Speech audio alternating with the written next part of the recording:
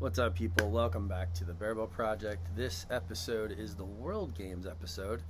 Got to hook up with John and interview Ryan Davis and Chrissy Lyons. They did awesome at the World Games in Birmingham. Super proud of them. This episode actually I apologize, it got cut short on the recording. I missed like the first couple of minutes. Actually, we were so into the conversation, I forgot to hit record. Fortunately, it's just a thing that happens in podcasts. Remember, I don't bore you with advertisements and telling you who our sponsors are. You know who they are. They're in the beginning of the video. However, remember a couple of things. Patreon, it's in the link in this episode. It's a huge help for us. So please consider joining our Patreon page and become, $5 a month, anything, whatever you're capable of. That helps us continue to support and promote Barebow, number one. Number two, make sure you share the episode. There's a fee. There's an unknown, unwritten fee, and that is share the show. Go out there, share it on your social media, Instagram, wherever, and help support the show, the Barebow Project, and us promoting Barebow to push this growth of the sport. All right, enjoy. I think then anybody I can put a name to promote our sport. The archer who owns all the world records, John Demmer III. The more difficult a thing is, the more important the mental game becomes. I didn't eat any supper yet either. How about you guys? You guys eat yet? I didn't eat I got some crunch berries. Oh, yeah. Grayson Partlow. It's like me taking 3 or 4 years off your eyes just because I weakened that prescription in the shooting eye. And don't put everything into my shot that I should, that I get a lot of drop on those heavy arrows. It's dropping all the way down. He said, well, you might want to think about going to a lighter arrow and string walking. And then that's what got that started. So I was pretty confident going into it. And at that point, it was just shoot the best I could, and it is what it is. Yeah, nice, man. So you mentioned about judging distance, and Chrissy, we'll get to you here in a second. But about judging distance, I know I've had worked with John, with Maggie a couple of times about judging distance and stuff. What did you guys talk about? Like, how did you tackle that detail of what you needed to do to prepare? Well, the system, I had a good system coming into trials of what I came up with and read about over, the searching the internet and stuff like that. And when I got to trials or to the nationals, and we had our warm-up day, our official practice day, and just fun rounds, we were out shooting, and it was just terrible. It was terrible, just what I was using. And I ended up just kind of changing it, and I figured out that what I was judging off of, like my finger would work. Everything I'd memorized, my finger would work. So I started doing that, and that got me through that. And I refined it at home to what I thought. But I figured out for World Games that in different lighting and shadows and stuff like that, it's terrible.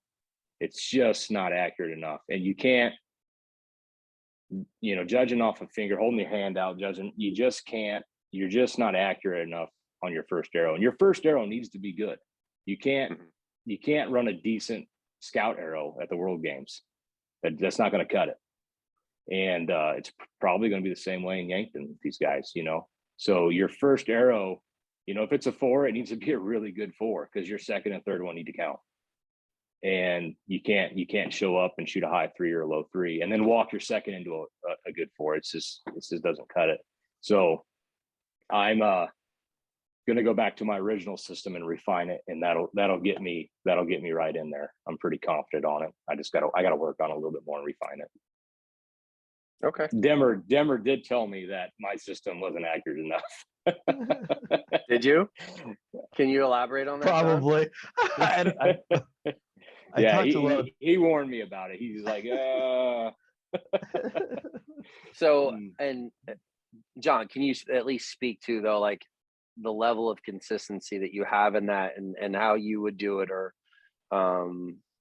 I know we've talked about a couple of things like using the riser, using a finger, all that stuff. Can you talk to like how you did it when you shot the World Games, and how you would recommend people practice for it, or at least, give some feedback or knowledge on it? You just got to find like the best bracketing system that you can use. I mean, it's just simple as that. Ideally, you want to use the whole face. It's pointless to use 2/3 of the face and try to figure out math that way. Mhm. If you could find something that you can use the full face at like the minimum distances, it's going to cover exactly half at maximum, or vice versa. I'm sorry. It's going to cover everything at maximum distance and half at minimum distance for like the first, like the 20, 40, and 60 centimeter targets. If you can maximize that and use a full face, you're going to be way better off than if you, like, say, for me, when I shot a G-low riser, I couldn't use the G-low riser because it was a skinny riser. I would be like edge of the 1-2 line to edge of the 1-2 line. With the width of the riser. Width of the width Yeah. of the people riser, are going to yeah. not understand that, what you're, what I mean? There's a few people that will, but the If vast I had majority of listeners won't get it. If I had a 24-inch draw, it might work well. Right. But with my arms, your prototypical, 6-foot wingspan male, 6'1", it just didn't work. It was too skinny. So it's hard because now you're working with fractions of scoring rings. So I always use something that covered maximum target, the whole target at the close distance, and it would cover exactly half it. Or said it again. The full face at maximum distance and half face at minimum. Gotcha. It's because you got more target to work with. So you can, find the scoring rings and figure out how far away that scoring ring is. If it's 2 meters closer than maximum, then you know the yardage. Okay, cool. It's hard to explain it without like pictures having a target and images face and stuff. We should we're going to end up having to get questions on it, I'm sure, at some point. Well, I'll tell you what we'll do. We'll tell people to go to the JD3 push pack, because you go over all of that in that. So shout out to the Push Archery, Matt Zernzak, Tim Nibel, that whole crew. Go to, and plus that supports John as well. So go check that out. I think actually that link will be in all of the YouTube episodes and podcast episodes, but you'll be able to find on this episode as well. So, all right, moving on. Miss Chrissy Lyons, what about your preparation? You weren't really, it wasn't on your radar. You qualified. How did that change your mindset? Like, what did you do to prepare, or what system did you follow? So there's a couple different things. I am a coach, and I had summer camps, so that was hard because I couldn't cancel summer camps on a bunch of kids. So I was still doing summer camps during the mornings, coaching in the evenings. I did cut out a couple of optional days. I cut back my private availability, but I'm a mom, and things came up, life came up. So I wasn't practicing as much as I would have liked to have practiced. And then our weather was very, very hot. So I would end up having to practice in the afternoon during the hottest times. I only had 2 or 3 hours a day max to practice. And I would have to stop and cool off, like just shoot for 15, 20 minutes and then, take a break to kind of cool down and then go back to shooting. So that was really like reducing my arrow count. So I don't advocate like a high arrow count normally, unless like I'm building up, but it's always quality arrows, like quality over quantity. But like, right before a big shoot, I do ramp up a little bit and make sure I keep that high quality, but quantity to build up the endurance. But I wasn't able to get in the amount of practice. So I had to make a choice. So I made a calculated risk that I could get away with World Games that I will not get away with field, but we have a couple more months so I can work on my unknown. So I chose to focus on my consistency with my shots at the different ranges, because I figured it's 12 arrows. Once I throw out a scout, I kind of know where I need to aim. And I was hoping the last week right before I left that I could find something to bracket better. I was struggling with that. And some things happened in life and I didn't quite get around to that. So I walked into World Games knowing that that would probably get me, but I also knew how well I was shooting. My consistency was there, that maybe that would help me pull through with the known, which it did, because I ended up having the highest known score. So, but it did bite me. It bit me on unknown day. There was 3 targets in a row that I shot that I was like this. My left, rights were perfect. I don't know what it was, but I was like this under the paper. I had 3 misses that were just under the target. Same spot every single time, different distances. And that burned. Like, that was a little embarrassing to do that, you know. But so when it came around to like known day, I was like, okay, but I got this, because I know I can shoot. Like, I know I can shoot. You know, working on mental game. I was actually working really, really hard. I won't go into all the details on how I was working on that. It's a little personal, but I was working on mental game. I came out of field nationals and realized that my mental game was extremely weak. Like, it was not where it needed to be for World Games. You know, I was lacking the self-confidence I needed to go into World Games and shoot well. So I made sure to get on that and do what I needed to do to address that issue. So there was some of that going on. I practiced when I could. I did go out I drove out to ride, I think it was 3 or 4 times, right? I drove out, it's 3.5 hours each way. But I thought it was worth it. It was a lot of gas money, but it was worth it to get out there. I knew we needed to be a team to support each other. So I was looking at it from that aspect, as well as that we needed to build a bond as a team, because it was just me and him. So I went out there to practice with him, you know, learn to, you know, get to be friends, because I didn't really know him before we both got on the team. And I feel like he's a really great guy. So I really appreciate his friendship. So I feel like we've become friends through all this as well. I know, mushy girl stuff. Sorry, guys.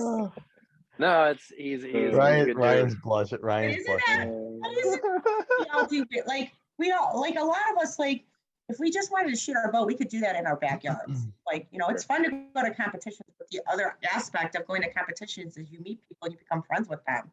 So there's a lot of people to become friends with. There's something to be said, though. I think you're right. You know, you guys represent the country at this event. The more you shoot together and know each other's tendencies, you're besides the coaches, which, by the way, who were the coaches? I saw D. Falks was there, right? Who else was there for Team USA?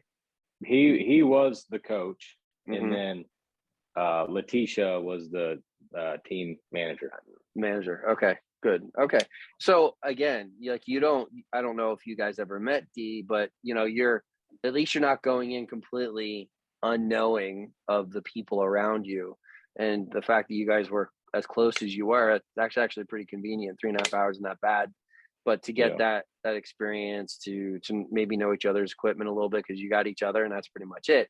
I'm not speaking down on the people representing USA Archery, but they're not going to necessarily dive into the Barebow stuff and be able to help in some ways. Like, you guys have enough experience to be able to do that with each other. So that's cool, Christy, that you did that. You can tell that you took the idea of Team USA to a very significant level, and kudos for that, for sure. You're there for a week. You're there for a week, right? And we were kind of separated from our family and our friends and stuff like that. So we had to hang out with each other, you know. I'd like to get, you know, before we're thrown into a high stress situation, getting to know each other, you know, so that you already have a little bit of, you know, friendship going before you go into that situation. That actually helps a lot if you can develop that. I think it helped us a lot. I don't know if he agrees, but I was definitely, I agree. Going in, rather than meeting this guy that I didn't really know, and then trying to like hang out with them for a week under high stress. Like, well, let's get into that. Let's talk about the event itself. It's a good segue because you already brought it up. You know, tell us about the venue, traveling to, arriving at, practice. You know, how did it work? How does the whole thing run? You know, explain it to the people who weren't behind the scenes, because let's face it, you said you were separated from your family. You know, explain how that went, and just talk freely amongst the two of you. Explain the process. Go ahead, Chrissy. What? Go ahead. So my family did not originally, was not there. They didn't come with. So I had driven down. It's a 10.5 hour drive for me. So that I broke that into 2 days. I didn't want to arrive exhausted because I already knew there's 3,600 athletes there. And I was pretty sure that was going to be zoo, like everybody trying to check in and check out and everything like that. So I didn't want to have to get there and go through credentialing exhausted. So I did stop by a friend's in Tennessee overnight, finished the last 4 hours of the day. The next day, I believe it was Sunday that I arrived. I actually went there a day early. I booked my own hotel. I wanted to get there early, be able to scope out the venue and everything, just have some time before I got thrown into the whole World Games experience.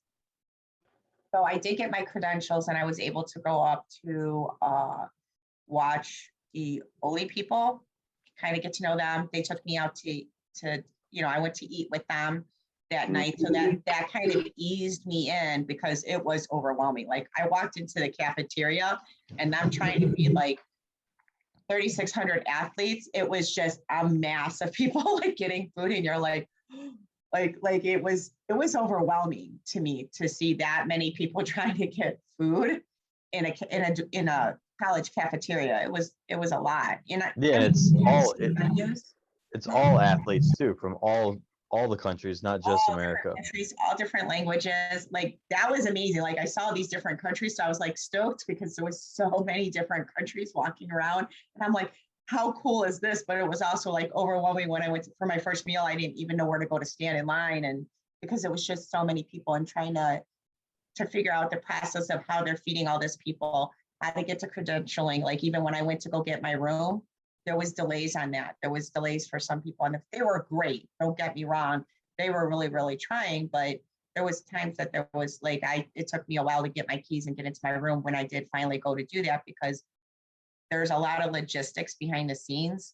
They had a lot of volunteers trying their best to do what they could, but it's still a little bit of a madhouse. Yeah. Yeah. So, Ryan, same experience for you for the most part. That portion. That beginning of the week thing. Yeah, it wasn't too bad. It's like an 8.5 hour drive, and my wife and my 10-year-old son went down with, and they rented a VRBO, so we just drove down Sunday, and I stayed with them Sunday night, and then I let Chrissy go figure everything out, and then I just texted her and was like, "Hey, what do I need to do?" you threw me into the water and just stand back and watch Chrissy, pat yourself on the back for that one. Chrissy, hold my hand and walk me through it. Leading up to it was hectic because Friday, we're leaving Sunday, and Friday our VRBO contacts us and says, "Hey, we refunded your money. The AC is broken. We can't let you stay there." And we're like, "What?" Here we are 2 days before we're leaving for the World Games. We're not going to find anything now. Luckily we did. It was for the better. So it turned into, months ago when we figured out, we knew we were shooting at Avondale Park and we didn't know quite where we were staying yet. This didn't come out till, weeks later. So when we tried to find our rental, I tried to find one around the park so my wife could walk to it because I knew parking was going to be nuts and security was going to be nuts. And the rental ended up being, after it was canceled and got the new one, was way over kind of by where we were staying across town. But she was able to drive and just park along the street to the park. It was easy. It was awesome. It was great. So I just went that day, Monday, and went to the park and seen the Olympic recurves and hung out. And then, I was able to get in that night to get my room. And I was roomed with David Garcia. He was my nice. roommate. Yeah, it was awesome. I bet you guys talked each other's ears off. We actually did. Did you? David learned some English, huh?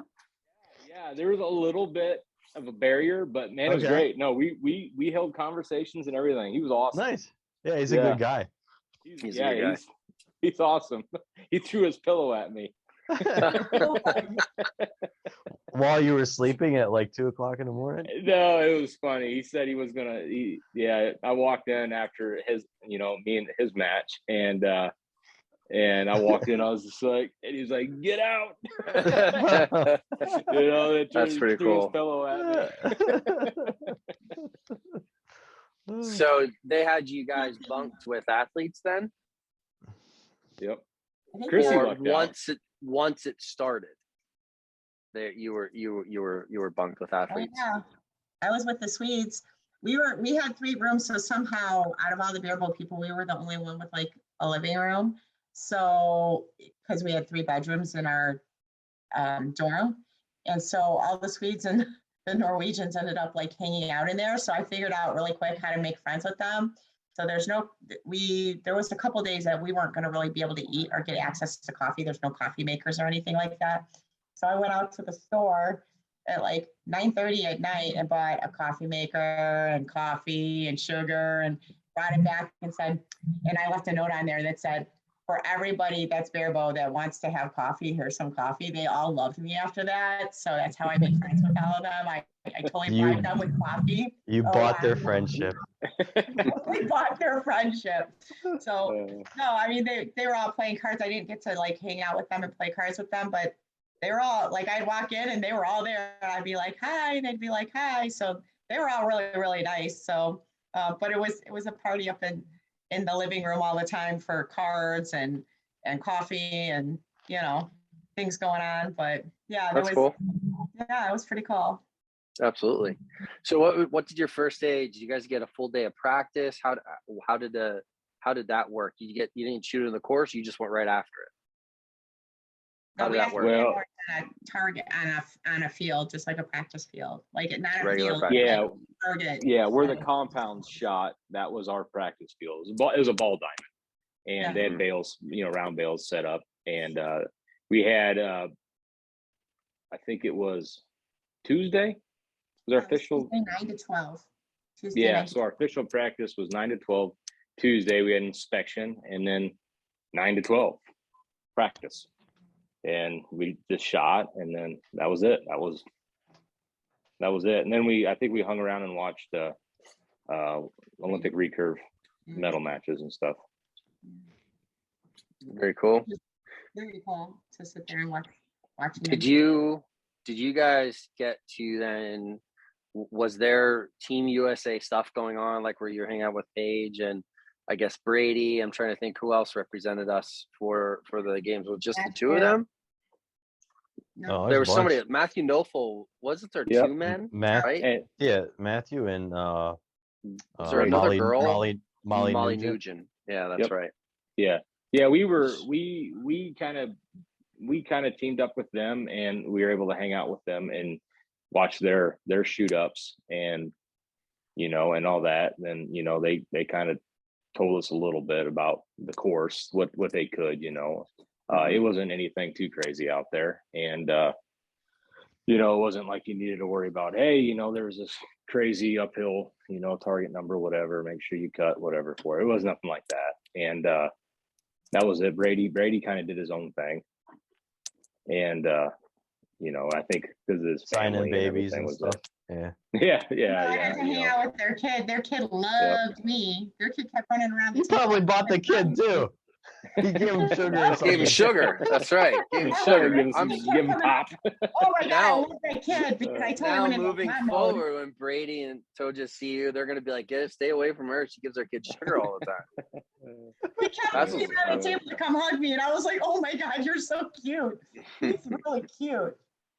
That's Yeah. cool though, and that's I think it's cool though. I don't know. I think in people who are maybe removed from some of the Team USA stuff and from some of the events, I don't know if they realize like it's not just you two and Barebow, it's everyone, and you guys have the same coaches as the Olympians, the same nothing.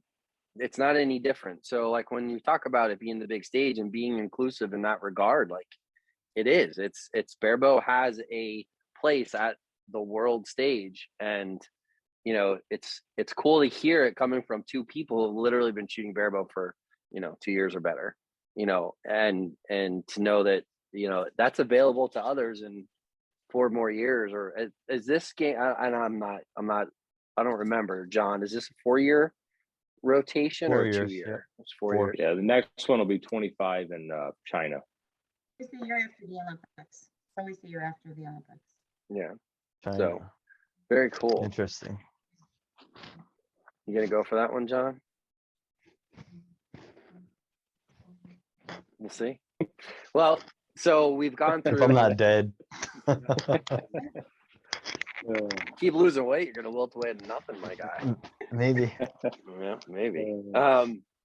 So we got through, practice, getting in, getting settled. Where were your heads? Maybe where were your stomachs the day before you were going into qualifications? Were you amped up? Were you excited? Were you pretty calm? Did the significance of the environment settle in yet? Talk to us about your first day of qualifications and how that went.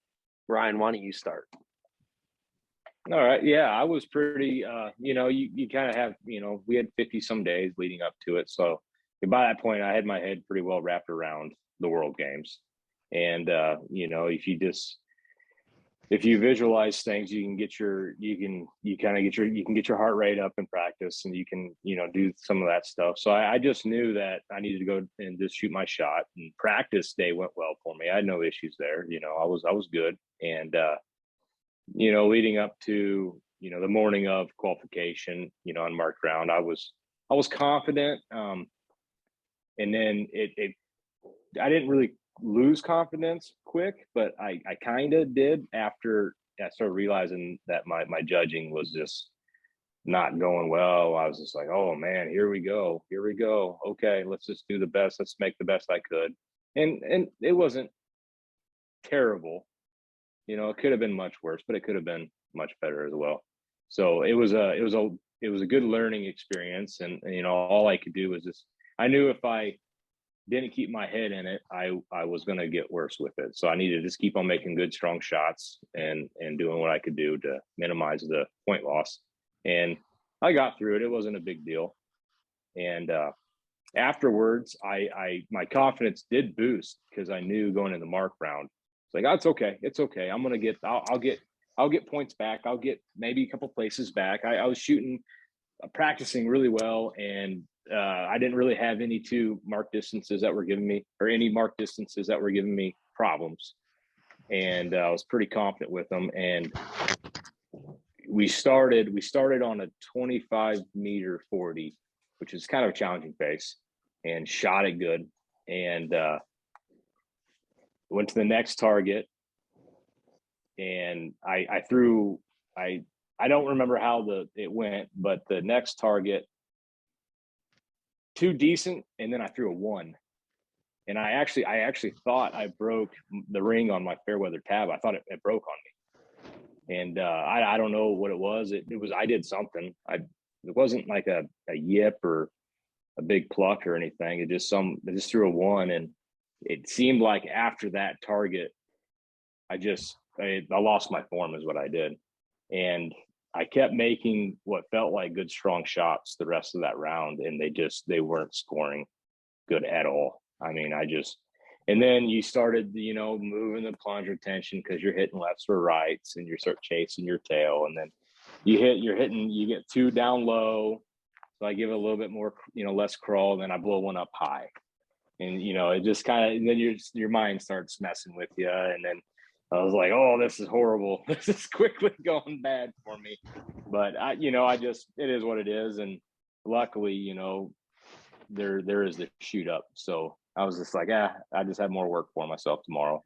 And that was it. And then when we did get done, at that point you could go over to the ball fields and practice. And it took me a while over there. I went over there and shot, and still was shooting horrible. Just all over the place, nothing consistent. And then I just was shooting for a while, and then the form and it was so minor.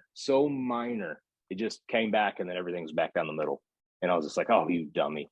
But it was okay. I left with lots of confidence that night. So I was like, okay, we're okay. I just shoot for them tomorrow. That's all I can do. Good. That's a good learning experience. And for those who just listen to it, because that happens so often, even at your local tournaments, you walk in and it's like it's just a rabbit hole. It snowballs. You start doing one minute mistake, it affects you. You don't realize you're doing it. Then you start making changes. And then the changes are, you're making changes that then just compact the miss hits. And then it just snowballs from there. Then it gets to you up here, and then it's, so that was good. So what was the thing that you ultimately ended up fixing, or what was the thing that threw you off? That was so. It was it was a minor. When I anchor, I do like almost a 2-step into alignment. I almost come, and I don't know if you guys watch that video, you kind of see me go, then I kind of drop into alignment. And there's a time, and it's not so much recent anymore, but I sometimes will do like a fake one where I'm not quite into alignment. I'm kind of there. I'm just not doing it the right way. And when I do that, I normally hit left and stuff starts getting inconsistent. And if I just drop a little right into it, it just right down the middle, and it's effortless, and it's just good. And and even out in the course, I knew that, but it felt good. And then you're tensed up, and it just wouldn't click. And so by the end of the marked round, I wasn't so much adjusting things anymore because I knew better. And I was just, let's just keep shooting. And every time I was just like, one of these shots, hopefully I get it back. And it didn't happen. And it was fine. It was, like you said, there's no sense in, I went there with the tune. I knew whatever I was adjusting wasn't going to hit me, hit the middle. It wasn't going to happen. It was me. I knew that. And just, all you can do, you can't stress out about it. You just have to do the best you can. Just compounds the problem if you do. Yep. So I got off the range and went over there and just worked it out and figured it out. And it helped me next day. Yes, it did. So I guess let's transition to Chrissy. Let's talk about your first day of qualifications, and you can go right into the full first and second day. I know your first day wasn't amazing. Your first half wasn't amazing. Yeah, sorry. The second half was awesome. Let's talk. Talk to the people that are listening to this or that will listen to this. Where did that switch? Where were you able to flip that switch going into the next round? So be honest about the first round. Talk about the protest. Yeah, I mean, if it was legitimate. You can talk about whatever you want. Say the whole thing. Well, no, because I do think it's a good learning experience for people. Because honestly, when I left it, I didn't really understand how it works. So my qualification, unknown, I knew was going to be a little rough, but I got up. My first 2 targets were pretty good scores. Like I did pretty well on them. And then I went up to the third target, which was target 9. And as I go to step up to the stake, I realized I can't see most of the target, and I have to shoot at it. I didn't want to come off the line, but I couldn't see most of it. So I did call a judge over, and he took a picture at my eye height and said he was going to go discuss with the judges, continue with the course. So we shot the whole course. I was not very happy with how I did, but, I walked in there just hoping to hold my own. So I didn't walk in there going, I'm going to go home with silver. Like, I wasn't actually expecting a podium. I know that these women all have a lot of field experience. They shoot field over there all the time. So I was managing my expectations. I know I'm a good archer. I know that. But I'm also realistic about that they've very much experienced me. So I didn't know what was going to happen, so I was just going to do my best that I could to represent the United States and shoot my best. So that was kind of my mindset going in. And what everybody else is doing really has no bearing on how I shoot. Like, it has no bearing on how I shoot. So, and it's also, I considered it as preparation and a learning experience for World Field Championships in October. So that was kind of my mindset going in. But that third target really threw me. I'm not gonna lie, like that was very frustrating because I had done all, the practice that I could, and I felt like there was something that was being thrown in my way that was unfair. Like why should it be that I can't see this target and aim properly at it and shoot properly at it, but people who are taller than me can see the target face? And that was super, super frustrating to me. Can you just, what target was it? It was target 9. And what was the distance? What was the configuration? What? It was, I think it was a 60 centimeter. And I'm not 40 meters? Was it 40 meters? I think it was like 35. 35. I'm not really sure because again, because you couldn't see it. I think it was a 40-80. I think it was a 40 meter 80. I don't know what it was. Yeah. I couldn't judge it. I think so. Because I couldn't see it. So that's the problem. When you can't see enough of the target face to do that or to even aim properly, how can you? You can't. I have no idea what it was because I couldn't see it. So, afterwards, after that, we get back down and there was storms coming. So they had changed our start time for the known round to earlier. So they had brought us in lunch. We went to go get the food and I walked past the judge and I said, did anybody we had just turned in scorecards and I was like, did you guys make a decision on that target? And he's like, well, you have to go file an appeal. And I was like, oh, so good to know. We're to defaults and going, we have to file an appeal. We have to file an appeal now. You only have so much time to file that appeal. And, I'm throwing them my money and going, yeah, I'm appealing. Here you go. Here's my money. Like that's 50 bucks on your spot. Yeah, a lot of people don't know that or have never filed appeals before at a national level. Appeals, usually there's like a form. You have to give them a written explanation of why. You have to pay a fee. Then the competition committee will review your submission.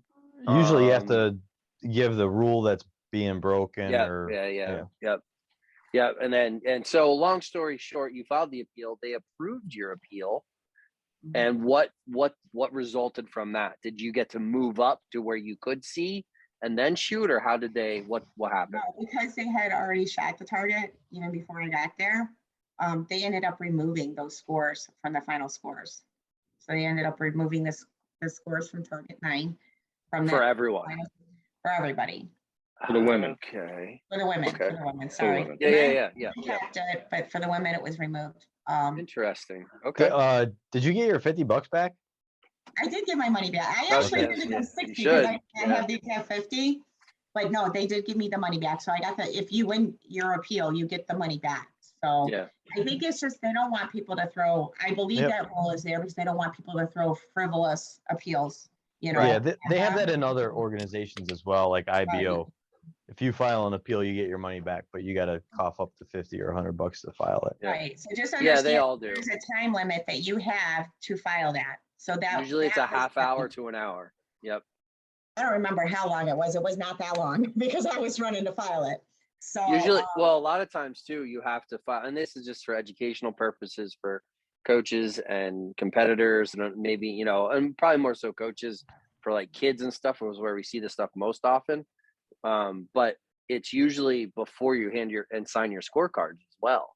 There's usually written out that you have to file the appeal before the scorecards are signed and handed in, because once you sign it, it's what's done is done. Usually that's not uniform. So you have to check whatever organization, competition format, whatever. You have to make sure you know what those rules are and abide by them very specifically. It could be 15 minutes, could be 30 minutes, could be an hour. And then you have to have like the written explanation and, like John said, the rule and all that stuff. So, not that I'm telling people you need to go out and look for reasons to file appeals and all that stuff because you weren't happy with your score, because that does happen too. But, just so that people know, like, it is an option. It does happen, probably more than we realized. And, I'm glad it worked out in your favor though. And I think that's a pretty unintrusive way to resolve it. Hey, everyone. And there's probably others that were your size that probably had to deal with it too. And we're probably like, Yeah. I don't want to file an appeal, but you know, if you're going to file appeal, then great, because it's affecting me too. And then they just wiped the score for that target. So that's pretty cool that they did it that way. You made it an even playing field. It's surprisingly formal. Like they called us up. I had to go up. I had to make a statement. They asked me some questions. So, and they were discussing for a very long time. They went up there. They reviewed. Sorry, like it was a long process. But yeah, they removed it. So then I went on to do known. You know, I was pretty like reset after that. They told us that they were removing it. Some people were happy. Some people were sad. You know, but the known, actually, I wish I had done, like, I was thinking I wasn't doing that great at it. Like I should be doing better. But then when I was coming off the field, somebody was telling me that I had the highest score. And I was like, what? At first I was like, I don't think the scores have updated. That was like my initial response. I don't think the scores have updated because there's no way I have the top score. And they're like, no, you're in first for this round. And I was like, what? And then I saw the scores and it was true. I had the highest score, and I believe me, there was nobody more surprised than me because, you know, I was shooting right next to Lena. Like we were face to face shooting that whole marked course. So I knew how I was doing within my group, but you know, I also knew that we weren't the only group out there. So I was pretty surprised, but so that moved me from 9th up to 4th seed. So outstanding. Yeah, so I was pretty happy with that. When I saw that I moved up between the I was originally in 10th, and then the appeal went through, and I think I moved up to 9th, and then just my high score with the known moved me up to 4th seed. Good stuff. Congratulations on that known score too. By the way, that's impressive. You were definitely you were way up there, even in compared to some of the men's scores. What was your known score? I honestly don't remember.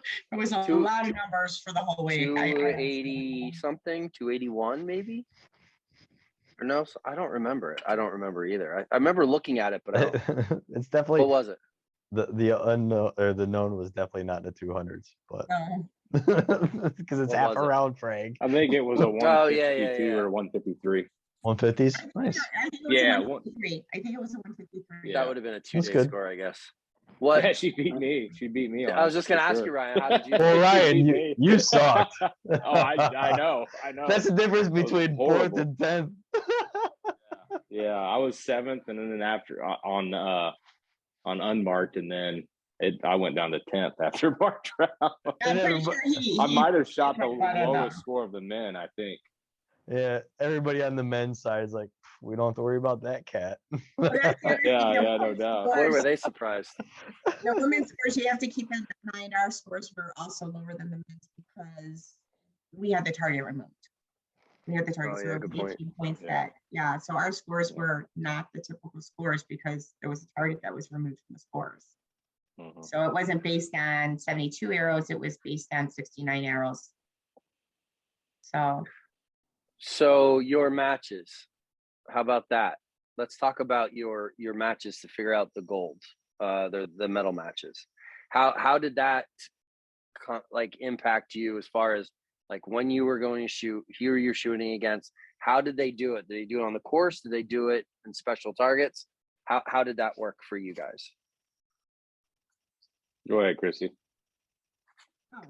So that was actually like the same location that was the finals, like around the pond. So they had 6 targets, kind of going around that side of the pond in that area. They had one that was like up on a hill. I believe, I don't know if you guys, I did live stream Ryan's. So, because I knew that there was no cameras there. So I knew there was a lot of people that were very interested in what we were doing. So I chose, like, when Ryan was shooting, I whipped out my cameras and I recorded it. It kept kicking me off because of the music that kept playing and copyright. I would just hop back on and try to live stream because I knew people were interested in seeing what was happening with us, because I had lots of people ask me questions, not only on Facebook, but privately. My phone was going nuts like the whole time I was there when I had it on me, because a lot of times, like when we were in the field or I was competing, I did not have my phone on me. But, you know, I would I'm still catching up, guys. So I know a lot of you guys have said things to me. I'm trying to get back to y'all, but it's been busy. But so I was trying to live stream that portion of it. And if you go on my Facebook, you can see that I've made it public. So you don't even have to be my friend to look at it. But it was around a pond. The first one was like up some stairs into the park. So it was a longer shot. But I ran into an issue, like just we practiced. We had a little time to practice before we went out there for the elimination matches. And I discovered I actually had a problem with my bow. My tiller was off by like over an inch. So Dee and a couple other people are trying to help me like adjust my bow. When they walked over and they came early for me and said, you have to go line up now. And we're trying to fix my bow. Like we are trying to fix my bow, tiller being so far off. And they're like, you have to go now. And so they're trying to finish the adjustment of the tiller. It wasn't quite perfect, but it was close enough.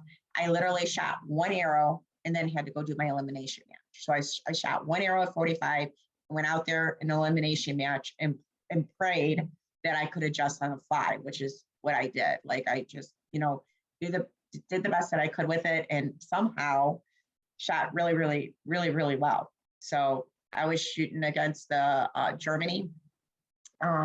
Christy? Martina? Oh, Martina. Oh, sure. I don't want to Okay. butcher her name. I feel so bad. I'm bad at last names. But yeah, like it didn't really matter. I don't pay attention to what the other person's doing. It doesn't affect my shot. It has nothing to do with what I'm doing. So, and I was concerned about trying to compensate for that bow. So I was really focused on doing a good, strong shot in my best form so that wherever that arrow landed, I could aim off and compensate because I had no idea what was about to come out of my bow, because we just touched my tiller and I shot literally one arrow. So I knew that was going to affect my crawls and everything a little bit. So, but it was fun. Yeah, so 6 targets, known distance. Known distance. Then that same area of the live feed, like where the stage was and around that pond there, all the targets were out throughout there. Ryan, were your targets the same as the ones with the lady shot, or did they change them? Yeah, they're the same. They had 3 stakes at every target for the 3 distances you shoot each size for. So, and when you walked up to it, the judge picked where you shot from. And you came around, and then the last one you shot off the stage. Oh, across the pond. Were all of the matches happening at the same time? Like, was there a group on each target, or was it head? One at a time. Just okay. That's what I was wondering if they did it that way, or if it was all spread out. When she was shooting, when the women were shooting theirs, we were over warming up for ours. So that's why I don't have any footage of her, because I was over trying to get ready for mine. He was getting ready for his match. So yeah, no, it's one at a time. It's a true head-to-head. It was a lot of fun in that first shot across the lake. You're like, wee! I've never shot over a pond before, so I love that shot. I thought it was so fun and unique. And there's these huge goldfish, swimming around in there. So and grass carp. Yeah, it was a lot of fun. I thought it was a beautiful venue. So shout out to the friends of that park. I had seen them on Facebook talking about trying to clean up the park and make it nice for us. And they put a lot of work in, and it was just an amazing venue. Like I really, really enjoyed shooting there. It was beautiful. It was fun. It was engaging. And the weather was hot, but the location was beautiful. So I really liked it. Cool. Awesome. Ryan, anything you want to add in regards to your experience there with that, going through those head-to-heads and getting into the before you got to the medal matches? Like, anything stand out to you, or No, I had a long day. I had to win 4 matches to get to the semifinals, and I knew I could do it. I just needed to do it. I just needed to focus and buckle down and do the damn thing, and I did. It was good. I was nerves weren't too bad. They started getting a little bit worse with Jackson and then with Garcia, and but I held it together, and I knew I needed to work them out then if I was going to make it to the next day. And it worked well. I was happy with it. Those are big names in their respective countries for sure. So like you had to go through one heck of a field to get to where you got to. So it's really impressive. And I shot well. I don't think there's hardly anything I would change. I had a couple bad arrows with Jackson, I think. And the only one I saw was the one you shot like a 1 on. I shot your last, 2 ones. Your last with arrow. Jackson.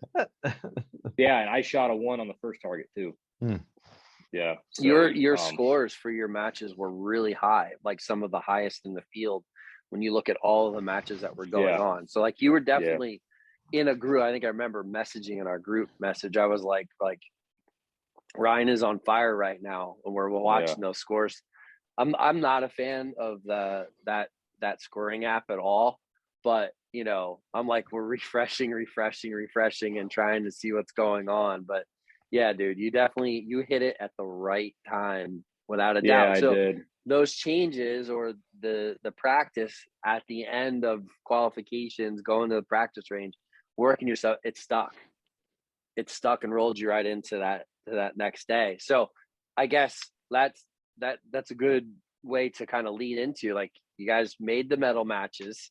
That was a feat in and of itself, just to get to that point, you know. So like, right. So let's talk about your medal matches. What's that? Yeah, I was even more ecstatic because Ryan, I only had 1 match, but watching him go through every match, and I kept going like, please, I want him to go to the medal rounds with me. Like, we had done this whole journey together. I didn't want to go on without him. I would have, but you know, but I wanted him on that part too. So when he did, I don't know if you heard in the video, but I was like going, Daddy, I was so excited. I was so excited for him when he made it. I was so happy. I think I was more happy for him than for me. Yeah. Well, we got to witness Ryan's matches for the most part. So Chrissy, why don't you talk about your medal matches? How did it go for you? You know, what was it compared to some of the other tournaments you've been in? You know, is it similar to the Open? Is it something completely different? You know, did you have this, first of all, did you have the same targets? I think you guys started like a 15 meter on a 20 centimeter, and then went to, was it a 20 meter on a 40 centimeter? Then was it a 40 meter on a 60 or an 80 centimeter? 60. And then your furthest shot was 50 meter on whatever that 80. Target is. That's an 80. Yep. Got you. So it was the same for both of you. Nothing changed. I know at one point John and I were watching yours, Ryan, and we were curious if after the eliminations, the head-to-heads, if they would change targets and distances going into the medal matches, and they didn't. And we kind of were surprised that they didn't, but maybe it's just a logistics thing. I don't know. Yeah, they had it marked. See, it was a little bit different when they did Olympic recurve. They had 1 peg on the stage, and they shot from 1 peg for each, the same 1 peg for each target. And ours, we had before. Yeah, so I was thinking it was going to be that way coming into it, but we knew the distances. Everybody knew the distances ahead of time. So I was actually a little surprised they do the 15 meter bunny. You know, normally they would have done the 10, which wasn't a problem. It was fine. I was just a little surprised by that one. And then, but so you could, when we were over at the practice range, I mean, you're not shooting a 25 meter 40. You're not warming up on that. You know? They only had the 4 targets that we were shooting. So they had taken down all the other targets and only left out the 4 distances with the target faces that we were shooting at. So we knew. But I mean, you could walk over there. All the coaches could walk over there and see what it was anyway. So there's no reason to hide it. It's in full view of everything. So it wasn't a secret. It's known. It wasn't a secret what we were going to be shooting. We already knew. The coaches were looking over the, going over there and kind of glancing at the layout. So we knew. So, and that's the targets that they had out. So it was kind of a given that that's what it was. Yeah. John, do you want to kind of talk to your experience with that 15 meter and why that was one of the, let alone the first one mean, it's in regards to like the mathematics, we were talking about that when we were doing the commentary side. Yeah, it's weird. I was like you guys, I was surprised that they made you shoot the 15 meter, 20 centimeter. It's a hard one. Like it's usually 10. It's like mathematically, it's the hardest one on the course that you'll shoot the whole weekend. Because like if you look at it, like okay, you got the 20 centimeter target and you got your 80 centimeter target. It's 4 times bigger. So if you take that 15 meters and make it 4 times farther, it's like shooting at 80 at like 60 meters. It's cool. It's one of my favorite targets because it's when I'm shooting it, because there's a lot of opportunities to make up points on everybody if you shoot it really well. And you got to go into that mindset of let's make the 3 best arrows possible on this target and let's make up some ground. Yeah. Yep. So medal matches, Chrissy, who'd you go against first? I went Anne. against Anne, right? Yeah. From Yeah. Finland. Yeah.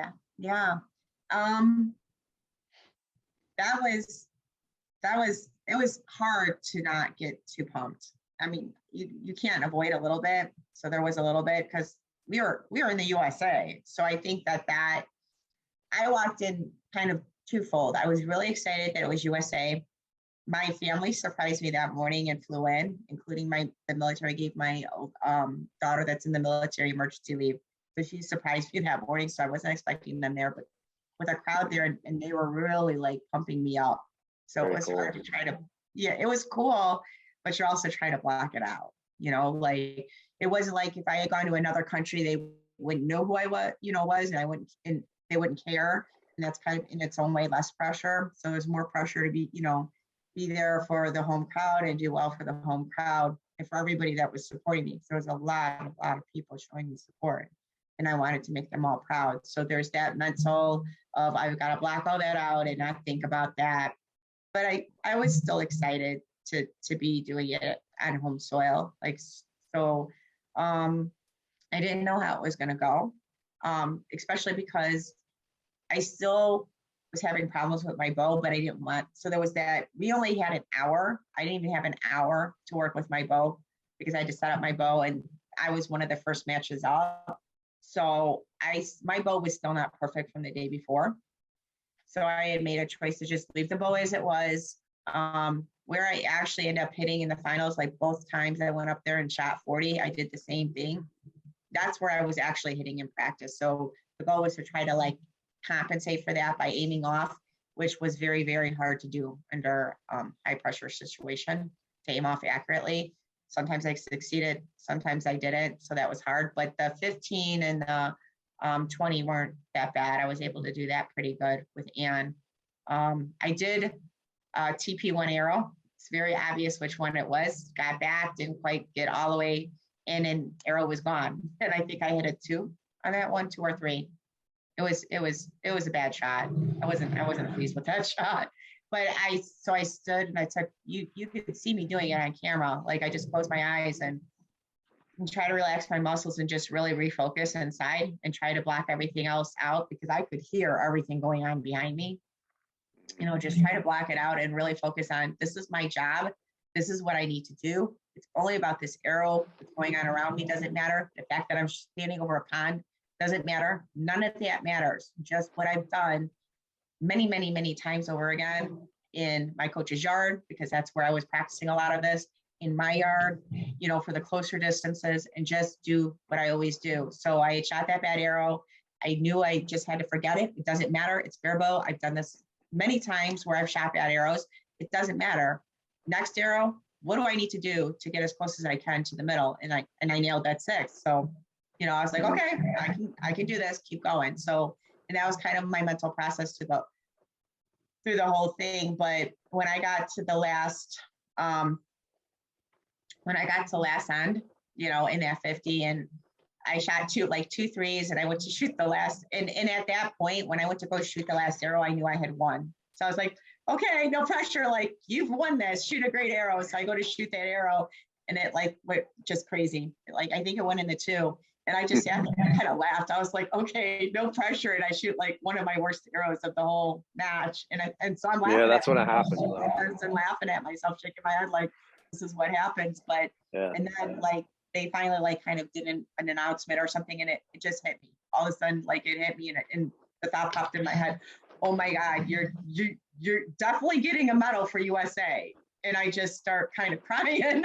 Like I was trying to hold it in because I was like, oh, I need to be professional, not show any emotion, but I couldn't hold it in. Like it just kind of I turned around and looked at it. It just came out of me. Like it had to come out. So out it came. So I was like, because it was just, I was so happy that I was going to the gold. I didn't expect to go to the gold medal match, but. Yep. So you went to the gold medal match, and then Lena lost to Cinzia. Lena went against Anne for the bronze medal. Lena ended up winning that. It's not exactly a surprise. Lena's very good, and is a very good competitor. I'm sure that that those matches could have won anyway. But so then you went to the gold medal match and shot against one of the most solid female barebow shooters, if not the most solid female barebow shooter in the world. And so how were you going into that match, and what did you do? And it sounds to me like you already were in that mindset. So, but did you change anything? Did you stay the course? What did you do? It was actually very, very hot, and the weather was really starting to affect me. It had been many days in a row that I was in that heat, and up on that platform is very, very, very hot. I was constantly like trying to mop off, but I didn't realize like how much the heat was starting to affect me. I started, as time went on for the next hour or two, I started realizing that I was starting to, struggle with a little bit of heat sickness.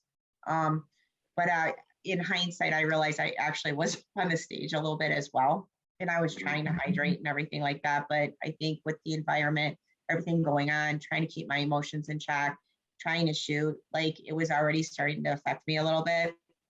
But shooting against somebody that you have looked up to, like I idolize her, like she was one of the first names I got to know in Barebow on videos. I would watch them all the time. And I would say all the time, gosh, one day I want to shoot just like them. They're so amazing. Like I want to be like these women. And I'm on this stage shooting with her at my first international competition. That is humbling.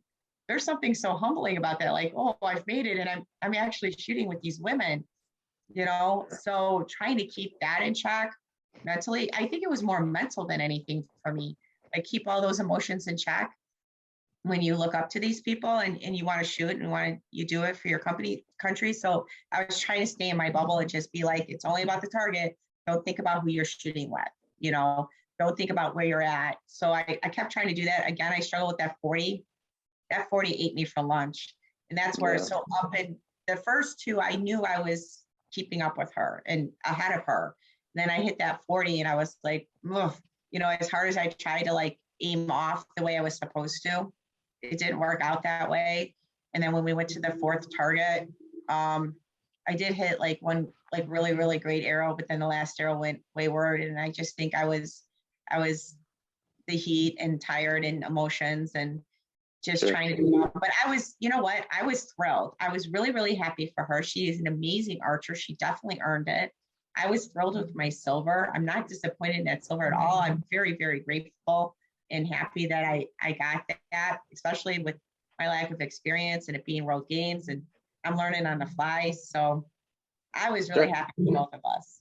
Absolutely. I mean, you can't complain in one iota about your performance. Job well done. Silver medal, World Games, against some of the best in the world. It's definitely something to hang your hat on, and job well done. You deserve every ounce of it. So don't ever sell yourself short. It was awesome to watch. Oh, watch later on, obviously, because we missed it, but we saw Ryan. So Ryan, I guess that's you hit a hot streak, dude. You hit a hot streak. Was there a big layover from medal matches from the eliminations head-to-heads to medal matches? What did you do in between? Yeah. I mean, it was a day apart. So yeah, I just, when we got there, I think we got there at noon, and the women were shooting first. So I knew I think I was going on at 2:30. So I had, 2.5 hours, and I knew I just needed to get my bow put together and not go crazy with shooting. I just needed to just start making good shots. Just go shoot some form at the 4 distances, and then I'd mix in some blank bail for form. They had right there, some bunnies real close, like a 5-meter blank. And I did that. I just did that for perfect time. Then I'd go sit down for a little bit, and then I'd go back and just, got everything warmed up and just maintained the best I could, and try to keep my head clear, because I knew I was shooting against Leo. So I knew he was going to be tough. They're all tough. Everybody's tough, but I knew he'd be tough. And I needed to, it wasn't the shooting that was going to get me. I knew it was going to be my head game. And as long as I could shoot form, I was going to be okay. So I went into that with, and then I heard the crowd go crazy. I could hear Chrissy's matches a little bit. They had music playing over there on the practice range, but I could hear the crowd go nuts when she made into the gold medal match. So I was over there like, yeah, good job. And then, it doesn't put more pressure on you, but there's still something like, oh, okay, she made it into a medal, a guaranteed medal match. It's like, man, I want to also. And, but I did the best I could to prepare and, visualize what needed to be done. And then it was time to go try to do it. Yeah, you went in, shot against Michael. It was a good match. You guys had us on the ropes. The commentary is actually quite funny, but I'll tell you something, and I want both of you to understand. And John actually said it while we were watching it live, Ryan's match, like watching you shoot. John was like, dude, I'm ready to go shoot like right now. Like you got a little amped up, Demmer, like watching it and that feeling like I'm ready to go, So you guys have that effect being in that position. You guys have that effect even on guys like this lad who, shoots all the time, but it gets people excited for the sport. And you both did an amazing job at that. So I wanted you to know that and realize like what it does for everyone. It was awesome to watch. It was so cool. John, do you have anything you wanna talk to them about or say to them or? No, it's pretty cool. Like, it's quite the collection we have here. We're the only 3 that have ever medaled that aren't from Europe in the World Games for Barebow.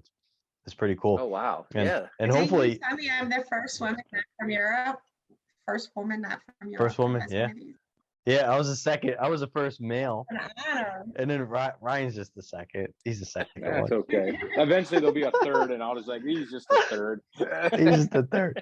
But no, it's pretty cool. Like, I don't think the notoriety in the States was way up there in the past, and the last couple of times it's been getting better and better. And I think the people that are trying out for it, that we're getting more and more participants trying to earn the spots and stuff. So it's pretty cool. And these 2 here, right here, I know they motivated some other people to get into it, and the exposure that it brought to the United States for the World Games. So it's going to be pretty cool leading into the where they said it was going to be in 2025 in China. So yeah. I expect thanks to these 2 that the trials are going to be even more competitive. But we got to earn that spot. But we got to earn that spot first, and that's going to be done in 2024 in the World Championship. We got to get somebody from the States to get a top 10 spot, or better yet, just win it, and so we get 2. Yeah, that's right. I think everybody, we were talking earlier about the lack of field in the States, and which is a little bit of a bummer. But everybody needs to go out of their way and try field. It's everything that so many people like about 3D and target mixed together. Yeah. And there's nothing better. There's nothing better. Alex Melnick and myself, we describe it as like it's 3D on steroids, because you get farther pokes, and you have to be more accurate. You're not shooting at like the 6-inch circle anymore. You're shooting for that one, the smaller circle now. And you forgot our cardinal rule. We're not allowed to talk about Canadians. We're not allowed to talk about Canadians. Not on this podcast. We're gonna see that. We're gonna see that beautiful face in a week and a half anyway. Yeah, I know. What were we gonna say, Chrissy? The target, the only difference that like if you could shoot 50 meter, for the most part you can do this. You are shooting at an 80 centimeter target at 50, but like it's fun. I like it. I like that there's a change in scenery. And you can only shoot at a wall for so long before you start losing your mind a little bit. Yeah. And I do it a lot, so like being able to go from like, that to field to outdoor, like that change of scenery keeps it fresh for me, so but the locations that you could shoot, and I could say this, like after I came off that field, I was getting swamped. Like I even had to put something up on Facebook because at some point I did have to walk away a couple times because I was not feeling well. Like I was so sick. I was actually mixing up words and I knew I was in trouble, but people were genuinely, like, they were truly excited. Like they were coming up to me, asking for pictures, like talking to me. I was talking to a lot of people. Katie, my daughter, actually, a lot of people were asking her questions and she's been helping out, helping me, a little bit with the kids in the Park District summer camps and stuff like that. So she's been picking up things. So there was actually a lot of questions. People were asking her in the stands questions and she was answering them, like the basic stuff she can answer. So there is an interest there. Like people were asking, and a lot of people that I asked, like they're either trying archery or they're new to archery. And they genuinely seemed like they were very enthusiastic about it. So I hope that continues. I hope that we can grow it here, but I definitely think that Barebow is growing in the U.S. For sure. It's definitely growing like a lot. Like I have a lot of students. So, and there's just a lot of excitement starting to get generated by it. So yeah, that's a whole other podcast. But I gotta tell you, it's come a long way just since we started the Barebow project. And access to information is important, and people like yourselves that are going and willing to go the extra mile to go do these competitions and go through all the steps. It's a long journey. Let's face it, it's a marathon. It's not a sprint. And you guys have to stay committed. Ryan's like, yeah, shooting 6 to 8 hours on a weekend. Very few people will put that time in. You're in that spot representing our country for a reason, because you're willing to put the time in. There's only a handful that I know that truly put in that amount of time. You guys are one of the few. Yeah, and you have to put that time in just to give yourself a chance. And my advice to these two, take that lessons that you have learned at the World Games and figure out where your deficiencies are, and definitely attack those and turn them into one of your strengths. Because the World Championship, you're going to need it, because it's very, very important in placement for World Championship. Like World Games is cool because it doesn't matter what you do your first 2 days or your first day, because you're gonna have a shot at it anyway. But the World Championships, you got to lay down those first, for Chrissy, you got to learn that to judge distance better, and Ryan too, because those points are going to matter. Because there's only, I think they only take 22 spots, but it's going to be the same shoot up format. Instead of 2 columns, you're going to have 4 columns, and you work your way up. And so it's tough. I mean, that's the one you want to finish, 1-2 in your qualifications, because the difference between there, if you're in 3rd place, you got 2 matches you have to win to get into the medal to the semis. It's a little bit different. So, placement is very, very important, and turn some of those weaknesses into strengths, and give yourselves the best shot you can. And that applies I know everybody in Barebow. Yeah, and I know these two here are awesome for role models to look at for work ethic. They put the time in. They ask the appropriate questions. They're not afraid to ask questions, and they're not afraid to try stuff to see if it's going to work or if it's not going to work. And so that's kudos to them too for just learning the craft and learning it fast.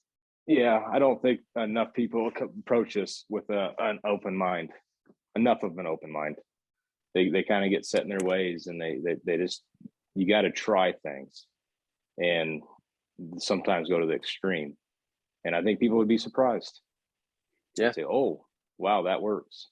Oh, he's right. Yeah, he's right. Yeah. My Good stuff. general attitude about it is try it, and if it works, great, and if it doesn't, you don't have to keep doing it. Like try for a while, though, give it a good shot. Yeah, you got to be honest with yourself about stuff. Right. Is it actually working? And if it's not working, what do I got to do to fix it? We make this sport so much harder than it needs to be. And we just, or we listen or try to duplicate because somebody else is telling me to do it or somebody else does it. And I think that it works for them. Just because it works for them does not mean it's going to work for you. And you just, and you then need score it. Yep. And then score it, do something, get it good and score it. Measure it, and then, give it a measurable. And then do something else because, sometimes something feels good. And, we all say, oh, this feels so great. And then you score it and then you do something. It's like, this feels horrible. And it scores way better. Well, what matters? The score matters. Yeah. So, and I think we get in that conversation with Limbs a lot. Stuff like that. So I think, it is what it is. Yep. No, there's a lot of good nuggets in this whole episode that people are going to benefit from. So, like I said, you guys reached an extremely rare level within Barebow. Congratulations once again. Thanks for coming on so quickly with all of your travels and stuff and being out there. Obviously, we're going to have some others on the podcast. I got Justin Hewish in coming up, two-time Olympic gold medalist. I reached out to a few of the others from the games, from the World Games, so I hope to have them on as well. But just you guys are our home turf, our home team, and I wanted to make sure you guys got the highlight that you deserve. So we are extremely proud of you, and thank you for representing Barebow so well. Thanks for having us. Absolutely. Yeah. All right, guys. I guess that's it. It's all over but the crying. So see you guys later. Live feed's going out.